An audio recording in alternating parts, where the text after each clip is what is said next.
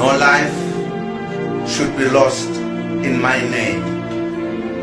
And also, the ANC should never be divided in my name. I have therefore come to the decision to resign as President of the Republic with immediate effect. Even though I disagree with the decision of the leadership of my organization, I have always been a disciplined member of the ANC.